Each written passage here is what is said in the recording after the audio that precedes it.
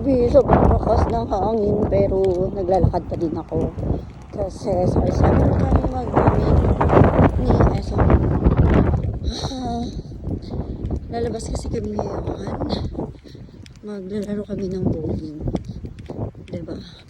Pero sobrang lakas ng hangin at uulan daw mamayang madaling araw. Di ko alam kung matutuloy mamayang gabi pero sabi naman bukas pa daw. So tingnan na lang natin. Ingat-ingat lang tayo. Ayan, ang lakas pa din talaga. So yun lang, share ko lang na malakas yung hangin. O diba? Hindi naman ganun kalayo yung